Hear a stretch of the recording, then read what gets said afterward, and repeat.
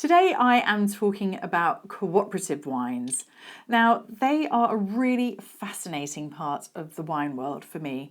They have often had a rather negative reputation as a production that's based much more on volume over quality, but that really isn't the case anymore, and there are a raft of excellent cooperative wines available. Now, you may not know if you've even actually tasted a wine that's been made in a wine co-op, but as they account for 50% of wine production in France and in Italy, with that figure being even higher in Spain, it's definitely likely that you've already drank a wine that's been made in a cooperative. So today I'm going to taste through a selection of some wines that I really enjoy and I think are great examples of the pioneering spirit that still sits within the cooperative movement. Now, I see it very much as a benchmark for the future of wine. So they are places that focus on the producer, the quality of the grapes, the sustainability around wine, which is something that the wine industry really needs to be thinking about, and we should too as consumers. So without further ado, let's get on and have a taste. In the foothills of the Pyrenees, there is a beautiful wine region called Jurançon. If you're in the city of Pau and just head a little bit further south, you come across this landscape that is just beautiful. It is a patchwork quilt of gorgeous vines nestled on the hillside with the glorious Pyrenees as the backdrop. It's absolutely magical. And it's a really interesting area because they have a very thriving and good quality cooperative movement there. Now this wine, the Jurançon Sec, which means Jurançon dry, because they do also make beautiful dessert wines there, is from the Cave de Gain.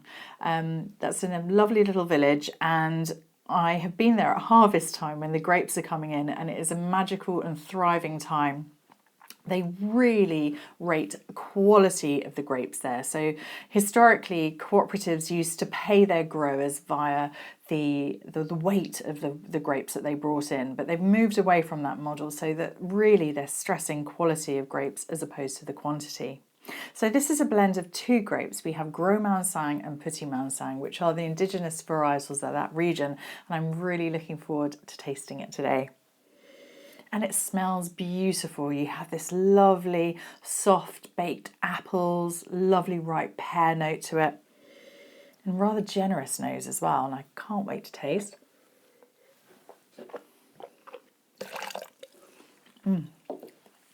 Oh, it's beautiful. It's got this lovely, zesty, fresh lemon. It's got quite a nice, generous, rich mouthfeel as well. So there's a lovely warmth to it. I wouldn't describe it quite as tropical, but there's almost this little sort of gingery note to go with those baked pears and apples. I think it would work beautifully with aromatic or lightly spiced foods as well. And it's delicious. And I think it's a wonderful example of that quality of grapes that you get. And if you haven't tried the wines from this region of Jurançon, I really recommend you go and seek them out. This is the Lesque Blanc from a cooperative called Producteur Plément. They're also on their way towards the Pyrenees, but are a little bit more inland and not quite a dramatic landscape. Now they're a really interesting cooperative for me because they brought together three different smaller cooperatives to create a larger one, and they're very much pioneers on trying to find grape varieties that are going to suit climate change, and they're looking back into their rich and long history to find out the grape varieties that work really well for the climatic conditions of that region.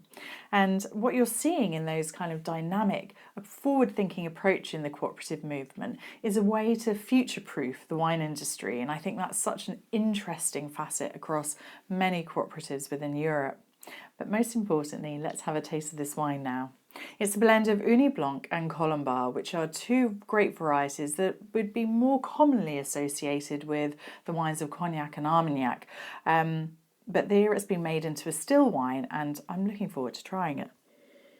And it's got a lovely, fresh, very uplifting citrus-led nose and a little bit of a pretty kind of spring blossom in there. It's very gentle and appealing.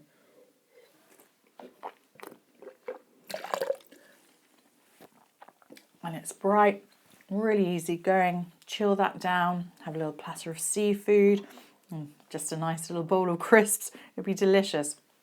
Nothing complicated, Just a really good, solid, delicious, crisp white wine. My next wine is from the Alto Adige region of northern Italy. It's a gorgeous mountainous landscape in the southern Tyrol. Now, it's very much on the border of Austria, and it has this wonderful alpine influence to the wines there, and many of the vines are grown at quite high altitude. Now, it's a very interesting region from a wine perspective, as over 70% of the wines produced in the Alto Adige are actually produced in co-ops, so it's very much at the heart of the movement. Now, the Cantina Tellana actually dates back to 1893, so they have got a long and rich history of working in this incredibly collaborative style. You have some growers who have just one or two plots. It's a very difficult landscape to grow, so it makes sense that people would come together to bring their wines to a unified place to make these wines, because it would be so difficult to go it alone. We're actually tasting a Weissburgunder today, or a Pinot Bianco as they would call it in Italy, but you have that very Germanic influence coming through. And it's a grape that they do so well in this region, so I'm very excited to taste it. And it smells delicious. You have this lovely, almost kind of chamomile note to it, and this beautiful apple, lemon, citrus. It smells really inviting.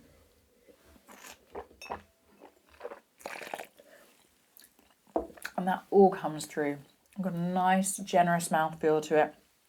There's a nice salty mineral edge too to accompany those beautiful fruit flavours.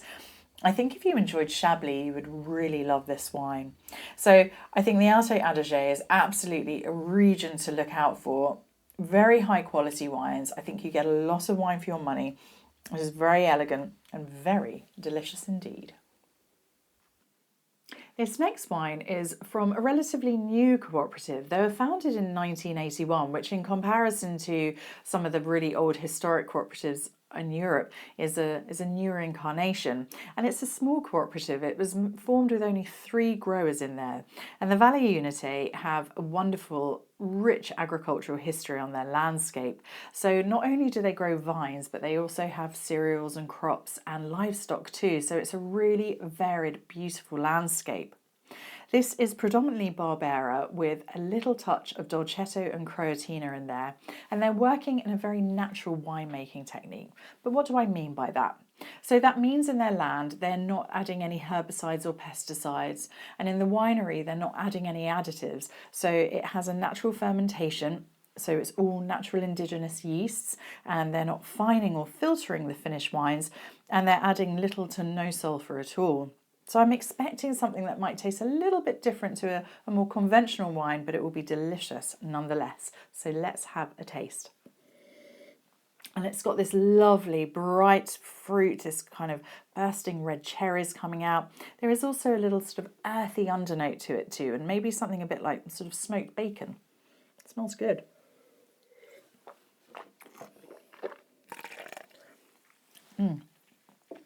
Really nice acidity. Definitely those sort of crunchy red cherries. Very lifeful, really fun, very energetic. It's got a lot of, well, just a lot of life in it. And it is absolutely beautiful. Now, I know that you may not have tasted a natural wine before, but I think this is a really excellent example to try.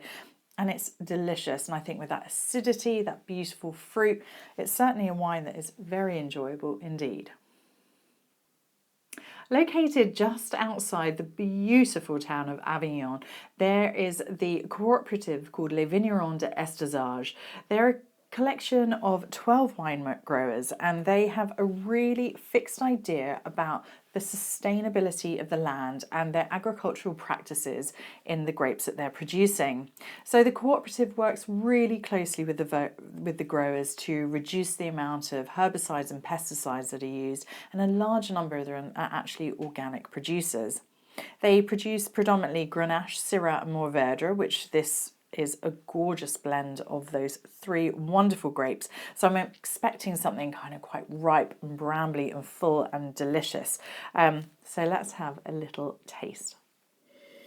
And it smells gorgeous. Everything I'm hoping it will be. You've got these lovely brambly fruits. So think of that raspberry, deep red cherry. There's a nice blackcurrant note coming through. It's really enticing. It's juicy, it's generous, it's a great wintry wine. You could even chill it slightly in the summer, those days are coming, and have it with a really nice barbecue. But I think as a cooperative, they're very much at the kind of the pioneering end of that cooperative movement and really have the essence of what a good cooperative should be doing, because they're thinking so much about the landscape and realizing that if you have that collection of really good land management, you're going to have a very sustainable future economically for your growers and then also for us, the consumers. So it's a really wonderful example of how the cooperative model within the wine industry can work so well. My final wine is from the Produttori del Barbaresco. They were actually founded at the end of the 19th century, but were disbanded during the rise of fascism and the wars that ravaged Europe at that time. But in the 1950s, it was re-established by a very pioneering priest who wanted to cement the region of Barbaresco and the wonderful wines that come from the Nebbiolo grape, and let the world know about the incredible quality of this region. So the growers came together, and it was always celebrated about the idea of quality over quantity of grapes, and that's been at the heart of the Produttori del Barbaresco, and also understanding the landscape of this region and the various plots and uniqueness of this terroir. So this is 100% Nebbiolo, which is a beautiful grape, and I'm really excited to taste this. This is their entry-level wine, but there's nothing entry-level about it. It's not a cheap wine by any means. But the Langhe refers to the region within Piedmont, and Nebbiolo, obviously, the grape. So let's have a little taste and see what we think. And it smells lovely. It's got this sort of beautiful dried petals. It reminds me a bit of a bowl of potpourri that my nan used to have on her front hall table. It's very pretty, very uplifting, and I'm really looking forward to tasting it. And you have that. There's lovely wild strawberries, dried rose petals, very kind of fresh, bright raspberries as well. And there's a nice autumnal forest floor note as well. And those tannins are very smooth, the acidity is high. And you can tell that this is a wine that would age very well. It's very elegant. If you enjoy like really delicate Pinot Noirs, I think you'd really enjoy this wine as well. Now, as I say, it's not a cheap wine, but this is all about quality. They work with their growers to make sure that they have the best quality grapes that they use. And that really does shine through. So it's very delicious indeed. I have really enjoyed tasting all of these wines today. They all have a great uniqueness and story to them. We often have this very romantic view of wine, that it should be about these glorious chateaux or these tumble-down farmhouses or cypress-lined avenues that lead you to gorgeous Italian villas in Tuscany. And cooperatives don't really fit very neatly in that mould. They're generally fairly industrial, brutalist buildings, and they don't necessarily have quite the romance.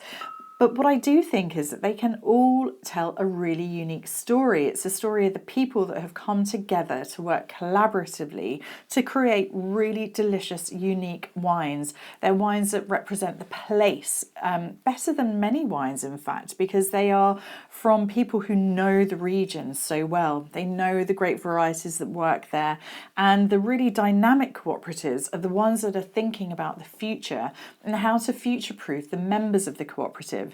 Because it's not driven by shareholder value, it's about working with the members to create a very sustainable future. So for me, I think the cooperative movement is something that really does demand interest and is worth seeking out many of the wines that they make.